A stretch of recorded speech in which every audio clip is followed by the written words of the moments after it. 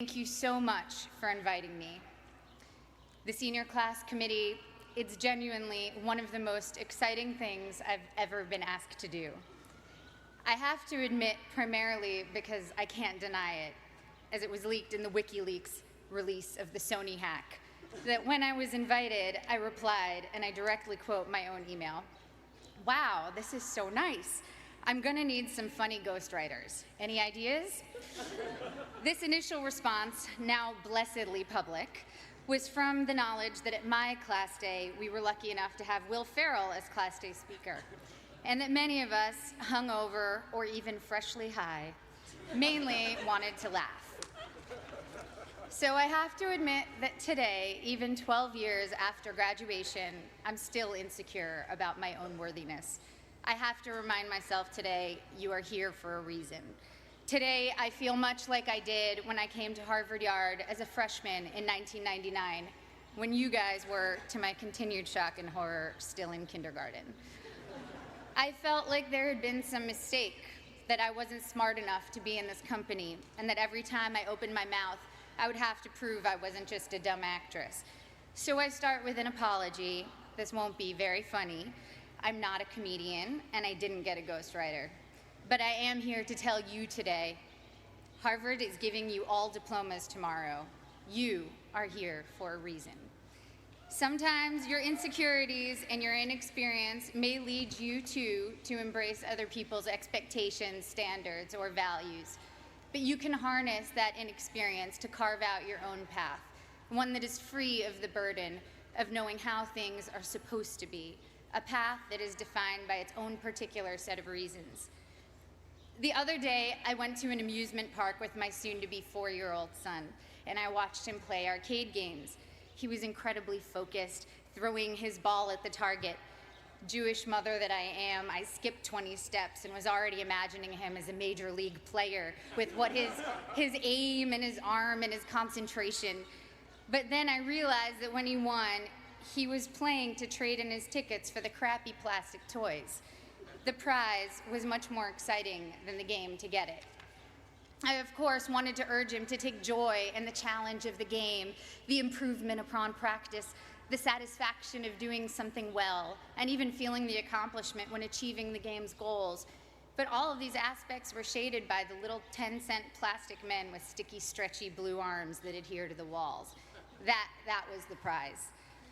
In a child's nature, we see many of our own innate tendencies. I saw myself in him, and perhaps you do too. Prizes serve as false idols everywhere. Prestige, wealth, fame, power. You will be exposed to many of these, if not all. Of course, part of why I was invited to come speak today, beyond my being a proud alum, is that I've accrued some very coveted toys in my life, including a not-so-plastic, not-so-crappy one, an Oscar. So we bump up against a common trope, I think, of the commencement address, people who have achieved a lot telling you that the fruits of achievement are not always to be trusted. But I think that contradiction can be reconciled and is in fact instructive. Achievement is wonderful when you know why you're doing it, and when you don't know, it can be a terrible trap. I went to a public high school on Long Island, Syosset High School. Ooh, hello, Syosset. The girls I went to school with had Prada bags and flat-ironed hair, and they spoke with an accent I, who had moved there at age 9 from Connecticut, mimicked to fit in. Florida oranges, chocolate cherries. Since I'm ancient and the internet was just starting when I was in high school, people didn't really pay that much attention to the fact that I was an actress. I was known mainly at school for having a backpack bigger than I was and always having whiteout on my hands, as I hated seeing anything crossed out in my notebooks. I was voted for my senior yearbook most likely to be a contestant on Jeopardy, or code for nerdiest. When I got to Harvard, just after the release of Star Wars Episode 1, I knew I would be starting over in terms of how people viewed me. I feared people would assume I had gotten in just for being famous, and that they would think I was not worthy of the intellectual rigor here. And they would not have been far from the truth. When I came here, I had never written a 10-page paper before. I'm not even sure I'd written a 5-page paper. I was alarmed and intimidated by the calm eyes of fellow students who came here from Dalton or Exeter, who thought that compared to high school, the workload here was easy. I was completely overwhelmed and thought that reading 1,000 pages a week was unimaginable, that writing a 50-page thesis was just something I could never do. I had no idea how to declare my intentions. I couldn't even articulate them to myself. I'd been acting since I was 11, but I thought acting was too frivolous and certainly not meaningful. I came from a family of academics and was very concerned with being taken seriously. In contrast to my inability to declare myself, on my first day of orientation freshman year, 5 separate students introduced themselves to me by saying, "I'm going to be president. Remember I told you that." Their names, for the record, were Bernie Sanders, Mark Rubio, Ted Cruz, Barack Obama, and Hillary Clinton. In all seriousness, I believed every one of them. Their bearing and self-confidence alone seemed proof of their prophecy, where I couldn't shake my self-doubt. I got in only because I was famous. This was how others saw me. It was how I saw myself. Driven by these insecurities, I decided that I was going to find something to do at Harvard that was serious and meaningful, that would change the world and make it a better place. At the age of 18, I had already been acting for 7 years and assumed I'd find a more serious and profound path in college. So freshman fall, I decided to take neurobiology and advanced modern Hebrew literature because I was serious and intellectual. Needless to say, I should have failed both. I got B's for your information, and to this day, every Sunday, I burn a small effigy to the pagan gods of great inflation. But as I was fighting my way through Aleph Bet Yehoshua in Hebrew and the different mechanisms of neural response, I saw friends around me writing papers on sailing and pop culture magazines, and professors teaching classes on fairy tales and the Matrix. I realized that seriousness for seriousness' sake was its own kind of trophy, and a dubious one, a pose I sought to counter some half-imagined argument about who I was. There was a reason I was an actor. I love what I do. And I saw from my peers and my mentors that that was not only an acceptable reason, it was the best reason. When I got to my graduation, sitting where you sit today, after 4 years of trying to get excited about something else, I admitted to myself that I couldn't wait to go back and make more films. I wanted to tell stories, to imagine the lives of others, and help others do the same. I had found, or perhaps reclaimed, my reason. You have a prize now, or at least you will tomorrow. The prize is a Harvard degree in your hand, but what is your reason behind it? My Harvard degree represents for me the curiosity and invention that were encouraged here, the friendships I've sustained, the way Professor Graham told me not to describe the way light hit a flower, but rather the shadow that the flower cast, the way Professor Scarry talked about theater as a transformative religious force, how Professor Coslin showed how much of our visual cortex is activated just by imagining. Now granted, these things don't necessarily help me answer the most common questions I'm asked. What designer are you wearing? What's your fitness regime? Any makeup tips? But I have never since been embarrassed to myself ask what I might previously have thought was a stupid question. My Harvard degree and other awards are emblems of the experiences which led me to them.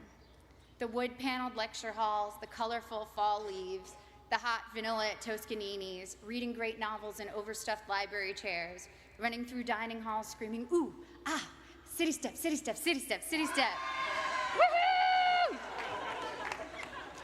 It's easy now to romanticize my time here, but I had some very difficult times here too.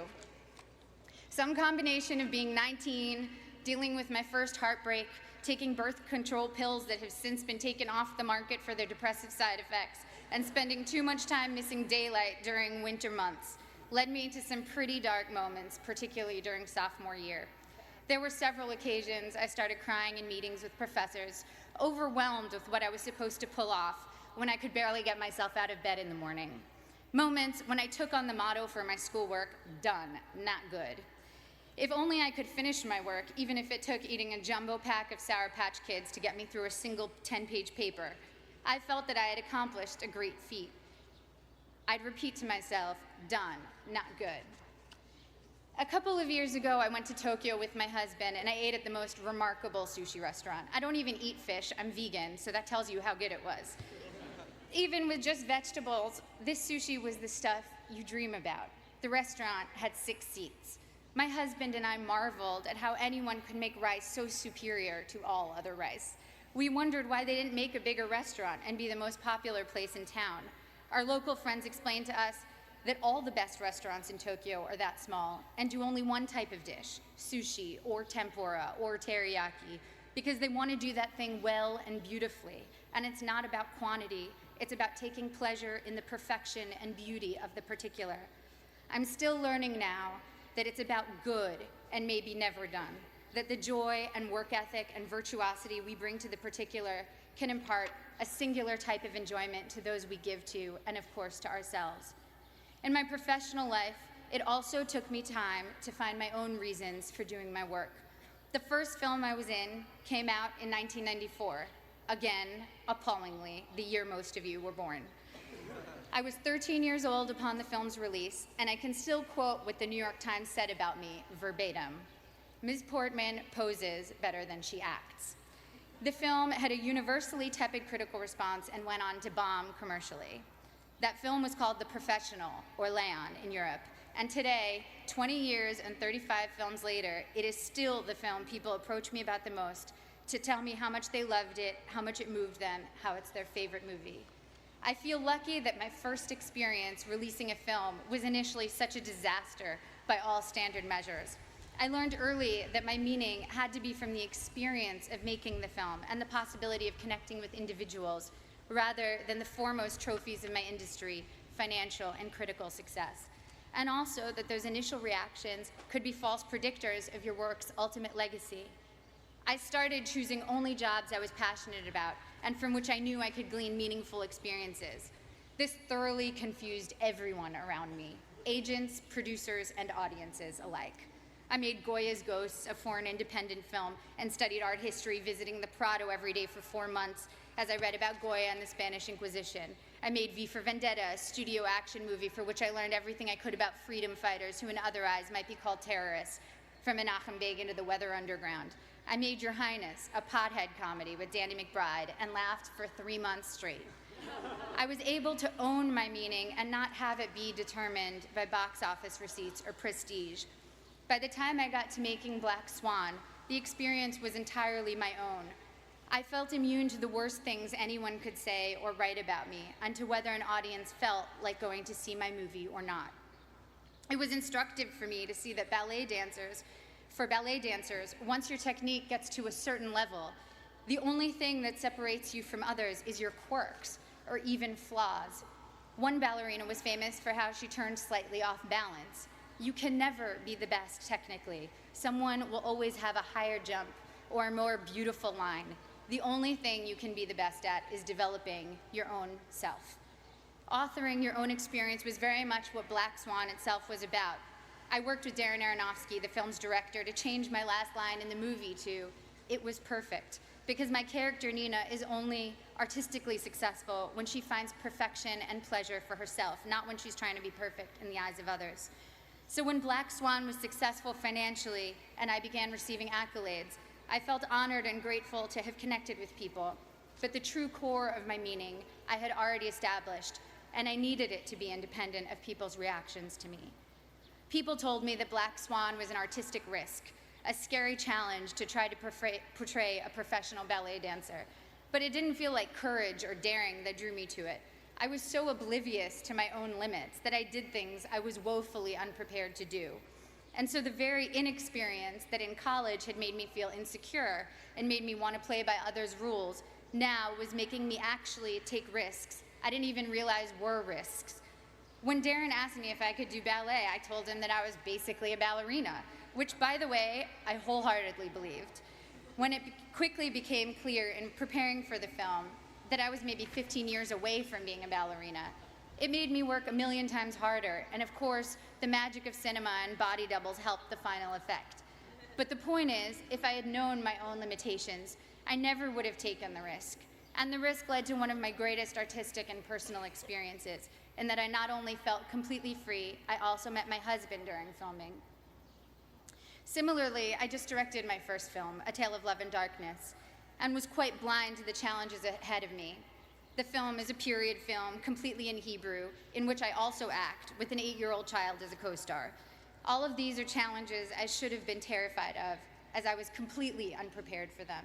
But my complete ignorance as to my own limitations looked like confidence and got me into the director's chair.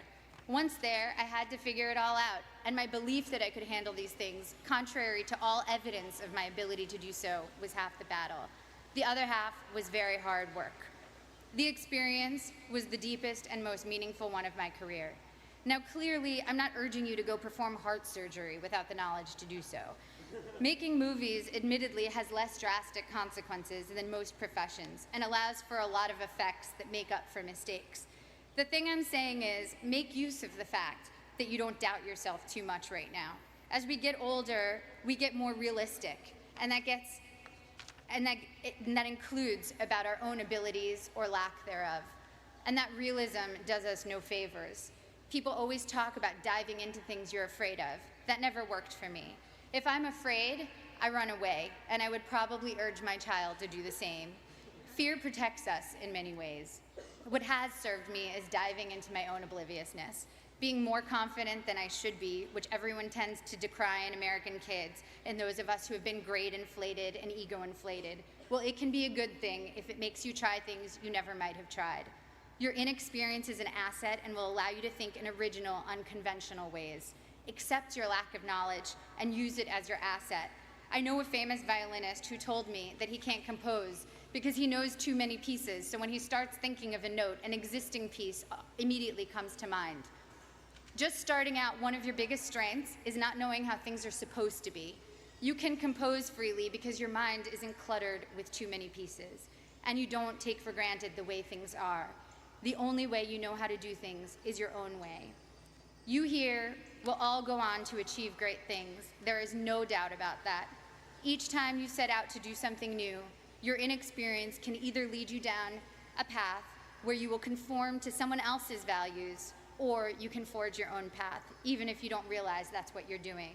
If your reasons are your own, your path, even if it's a strange and clumsy path, will be wholly yours, and you will control the rewards of what you do by making your internal life fulfilling. At the risk of sounding like a Miss America contestant, the most fulfilling things I've experienced have truly been the human interactions. Spending time with women in village banks in Mexico with Finca, a microfinance organization, meeting young women who were the first and only in their communities to attend secondary school in rural Kenya with Free the Children, a group that builds sustainable schools in developing countries, trekking with guerrilla conservationists in Rwanda. It's a cliche because it's true, that helping others ends up helping you more than anyone. Getting out of your own concerns and caring about someone else's life for a while reminds you that you are not the center of the universe, and that in the ways we are generous or not, we can change the course of someone's life. Even at work, the small feats of kindness crew members, directors, fellow actors have shown me have had the most lasting impact. And of course, first and foremost, the center of my world is the love I share with my family and friends. I wish for you that your friends will be with you through it all, as my friends from Harvard have been together since we graduated. My friends from school are still very close. We have nursed each other through heartaches and danced at each other's weddings. We've held each other at funerals and rocked each other's new babies. We've worked together on projects, helped each other get jobs, and thrown parties for when we've quit bad ones. And now our children are creating a second generation of friendship as we look at them toddling together, haggard and disheveled working parents that we are. Grab the good people around you, don't let them go. The biggest asset this school offers you is a group of peers that will be both your family and your school for life. I remember always being pissed at the spring here in Cambridge, tricking us into remembering a sunny yard full of laughing frisbee throwers after 8 months of dark, frigid library dwelling. It was like the school had managed to turn on the good weather as a last memory we should keep in mind that would make us want to come back. But as I get farther away from my years here, I know that the power of this school is much deeper than weather control.